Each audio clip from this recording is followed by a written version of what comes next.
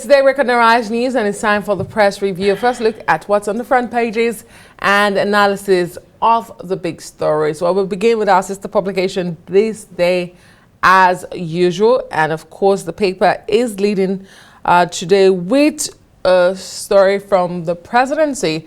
Tinubu meets senators, members-elect, charges them to work together, choose own leaders. That's coming ahead of the inauguration of the 10th National Assembly. Well, above the nameplate this morning, Buhari spent over $19 billion on fixing refineries in 8 years without results. Doubts Nigeria's petrol consumption data. RAMFAC, NNPCL's 8.48 trillion naira subsidy claim still unreconciled, backs removal. And this is from the governor of Nasarawa State, Abdullahi Sule. And in that black strip right there, telecom sector contributed 2.508 trillion naira to the GDP in Q1 of this year. ExxonMobil president visits Tinubu amid lingering stalemate over $1.3 billion oil asset sale. And you have the picture of the ExxonMobil executives there with President Bola Tinubu yesterday as one of the leading photographs on the front page. Obi seeks permission to question INEC over ICT personnel used. This and many more you can find in a copy of our sister publication this morning. All right, let's look at The Guardian. Guardian, in search of independent 10th National Assembly for tough times. PDP LP plot against Tinubu's candidates in National Assembly leadership tussle. Tinubu meets G5 governors as Peter Mba presses for Kano's release, and transfer power to your deputy to avert constitutional crisis. SDP is telling Keredolu, the governor of Ondo State. Nigeria loses 50 billion naira to gas flaring in 4 months, says Nostra. That's the Guardian. Okay, to the Punch now. The Punch is leading with National Assembly leadership. Tinubu's meeting with lawmakers fails to resolve zoning crisis, the paper is reporting. It says the president called for zoning, failed to name anointed aspirants. That's according to sources by Punch. Opposition parties claim majority plots to use number against APC candidates. Rep step down 543 billion naira judgment debt payment. President signs the bill on judges' retirement age and subsidy. NNPCL failed to remit over 8 trillion naira, says RAMFAC. Nigeria Air, Arewa Group demands Sirika's arrest. They're about the second group in the last 48 hours demanding for the former minister's arrest. Well, INEC, APC oppose Labour Party's request to quiz IT experts. Return home for vote buying trial. APC tells Adebutu. Ogun community residents stranded as flood overruns Link Road. You have a picture there. 5G raised telecom's GDP contribution to 2.51 trillion naira, and that's according to the NCC. That's the front page of the Punch. Daily Sun. INEC explains the Daily Sun. INEC explains non-transmission of election results with BVAS. Obi LP seek court's order to question Commission on credibility of ICT devices. Makinde, Wike, Auto, Mikbazu, Gwai, the G5 meet Tinubu, seek equity, fairness, justice. Police in Anambra Assembly, police panic rather in Anambra Assembly as armed men try to abduct member-elect. 10th NAS leadership, nobody should take Izunaso seriously. That's coming from Ahize. And Erufa on the fire over viral video. Catholic priest asked Tinubu Obasani to call ex-governor to order over comments on same faith ticket tiers as ex-senator Annie Okonkwo. He dies, age 63. So Ludo Ngige, others are mourning. Mba in Asarok asked Tinubu to release Kanu, says such gesture will begin the healing process. Outlines security economic plans for Enugu and Democracy Day. FD declares June 12 public holiday. Well, the Nigerian Tribune is also leading with some of those stories. 10th National Assembly, Tinubu pushes on, meets lawmakers elect, canvasses unity, national interest, wants them to downplay politics, meets G5. All governors in support of APC zoning template, says Ogun State Governor. PDP will work with other political parties, says Ologwagba, the spokesperson of the party. Well, President Tinubu signs his first bill. New act harmonizes judicial officers' retirement age and pension. In Anambra State, DSS storms the assembly, attempts to whisk away Newi lawmaker elect. And of course, the NNPCL yet to reconcile 8.5 trillion naira fuel subsidy claims by Ramfac is also on the front page of the Nigerian Tribune this morning. Meanwhile, the Senior Advocate of Nigeria, Falano, is listing 22 corruption cases that cost Nigeria trillions of naira. That story is in the Tribune this morning as well. National Assembly election results transmitted, but presidential election result failed to go. INEC official tells court. That's nothing new. I think that's about the stories on the front page of the Tribune this morning. International papers, I. Let's look at the I and see what I is saying. Britain and US rewrite the special relationship. Well, The Guardian, there's a striking photograph of New York's smog-filled skyline. The Guardian this morning, Guardian UK. And I hear they don't have... Oh, they don't have The Guardian this morning. Oh, let's bring up the next paper. We do have that. Yeah, the Financial Times. The Financial Times says that the Audi registrar lawmaker, if I get that correctly, let me get that. City regulator broadens probe into Audi firm after sexual assault claims. All right, time to bring in Emmanuel Bello. That's why you may have to do that. Great, I don't seem to have... Indecency we have no following. Here. He's tapped this morning. That's fine. Emmanuel Bello, good morning. Great to have you. Good morning. Yes. So let's lead, of course, with our sister publication. There are many stories on the front page this morning, but there's that, of course, recurring story from the presidency on all the front pages this morning. President Tinubu's meetings yesterday, and it's been a lot of activities at the villa. Yesterday he met with the lawmakers-elect.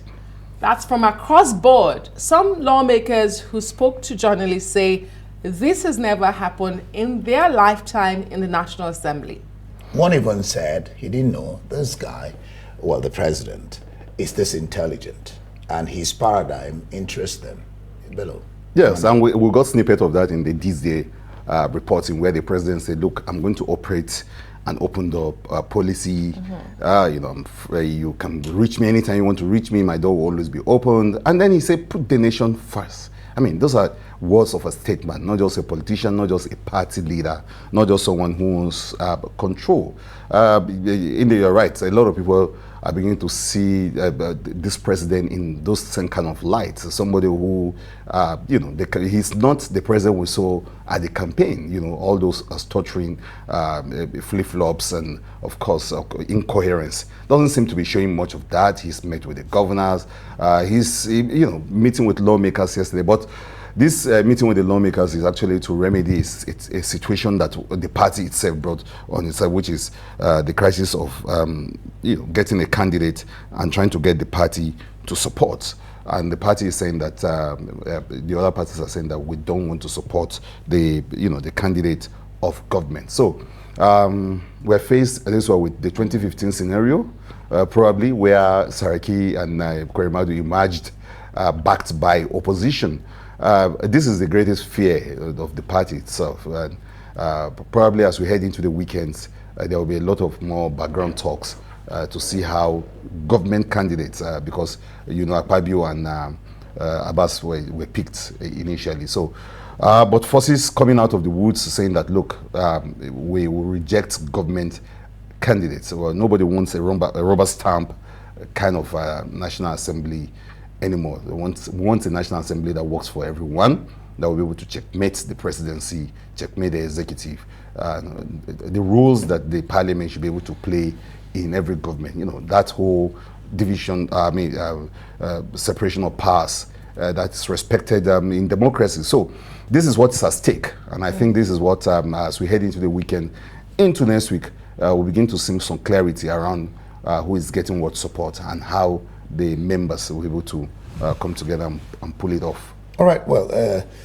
the Punch, you've already talked about National Assembly leadership. There are so many interesting stories on the front page of this Punch. One is the Tinubu meeting G5 lawmakers. This was said they're still called G5. And then President signs on George's retirement age, says 970. Subsidy, NNPCL failed to remit over 8 trillion, says Ramfak. And then you have Nigerian Air, Arewa Group demands Sirika's arrest. This is some of the stories here. Reps also stepped down 543 billion judgment debt payment. Which do you want to pick and discuss? Yes, the oil story is very interesting, and the non-remittance of those, those monies into but they did this story that Governor Sude, talked about the turnaround maintenance. That $19 billion was used, in trying to revamp our refineries. Basically, they didn't work. And he said something really punchy, Governor Sule, saying that, look, that's the same amount Dangote used in building his refinery. Tells you the sad story. Tells you the sad story of what of the oil, our petroleum oil, the oil sector, and the fact that the sleaze. The sleaze that you find 19 billion. That's what President Buhari used in the last 8 years to turn around. Not even to build new refineries, but actually turn around the moribund refineries that have been there in the 60s, 70s, and the 80s. And it's a sad story of how much money was spent on to turn around 19 billion. So Governor Sule has actually led this out of the bag. I think it's for us to really, really follow up on this story. Who collected what? What happened? Has there been any form of inquiry into this? Is the National Assembly interested? Are the anti-graft agency interested in the fact that $19 billion was spent? That's the same amount Dangote used in building his refinery. I think that's a very serious story, and it's captured in this day. The point story that I think I'm interested in is the fact that northern groups are calling for the head of Hadi Sirika over the corrupt the crisis around Nigerian Air. I think it's a story that shouldn't go away. I think it's a good thing that we're talking about this story again and again, because it's very embarrassing. So the northern group probably felt really embarrassed because, this is one of their sons who was the aviation minister. It's such an embarrassing story beyond corruption. Like we said yesterday, it brings back memories of how embarrassing this whole air thing has been for us. We have countries, maybe smaller countries around us, who can boast of a national carrier, and our little effort to get one, has backfired sensationally. Not just backfired in this manner, but has actually created a lot of embarrassment, frustration around the issue. So I think this is why it's actually a decent call for better probing and some kind of answers from the man that is at the center of this whole crisis. Indeed. Well, the Guardian is focusing on their big story, which is the 10th National Assembly, and they're saying in search of independent 10th National Assembly for tough times ahead. But there are also other stories there, and I wanted to touch on the G5 governors meeting the president yesterday. Emmanuel Bello, it's about the third visit of Nyesom Wike, former governor of Rivers State, to the villa in the last 2 weeks. It's the second visit of Seyi Makinde, the governor of Oyo State, in the last 2 weeks. But as a group, the G5 came to the villa yesterday. They refused to talk about allegations or reports of appointments, political appointments. They refused to talk about plans to defect to the governing APC, because as you recall, they are all governors or former governors on the platform of the PDP. What do you make of this? Well, I think this was the first thing is that it's amazing that the G5 is still there. You know, I mean, we know how at the campaigns, you know, they regaled us with all sorts of dances and dramas and theatrics around the country, and now they are back again, grouping together. Yes, in uniform and all the other dramas that the G5 represented. But of course, they were also responsible in a way for dealing with you know, the former Vice President Atiku Abubakar, basically because they were calling for power shift and all of that. So it's difficult to know what exactly is their current mission. Is it to act as a pressure group? Are they trying to build their own political future? Some people say the G5 was an arrangement for political relevance. So they're beginning to show that in the fact that they have decided to form themselves into what looks like a power block, where they can actually get things maybe for themselves, but certainly to have a name and the kind of voice in the next republic. So I think for me it is just it's a very serious thing, but at the same time most people will think that, well, it's just self-seeking, self-serving, and something to do with just individuals. How much of their effort will go into the kind of seriousness and the kind of serious leadership we are hoping to see happen, like the big Guardian story, an independent National Assembly that will be able to help in taking the kind of tough decisions we're going to. It's a different matter altogether. How they fit into that, whether as appointees or as people that are able to, lend credible advice to this government, is a different thing altogether. I think that's what we should be watching to see. But there are people who say that these people are actually just self-seeking. They want to, form themselves into some kind of power block that will be reckoned with in the scheme of things. If they get some kind of appointments out of this, the question will be whether how effective they will be in those roles. All right, let's just look at this briefly. Mba, the governor of Enugu State, was in Aso Rock also yesterday. He's asking Tinubu, the president, to release Nnamdi Kanu. He says this gesture will begin a healing process. But the question then to ask is, the president is of the executive, Nnamdi Kanu is in court. Is he asking Tinubu to interfere with the judicial process? What do you make of this story?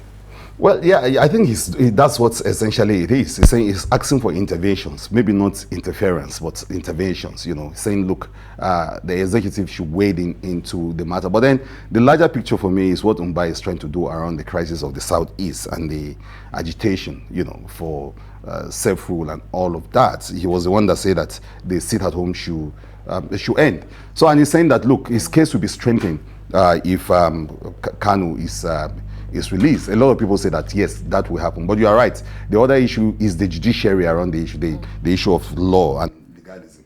Is this something that can be done by some kind of executive affairs, or it has to go through all the process? But we know about pardons in the past. So I think it's using Kanu as the exchange, so the kind of swap deal kind of, you release him to us and we can guarantee you some kind of peace from the Southeast. How that is realistic is, I think, an interesting angle that we'll continue to monitor. Thank you so much, Manuel Bello, for your analysis. That's the press review. Let's hear your views on all the burning issues. You can follow us on Twitter at Arise TV.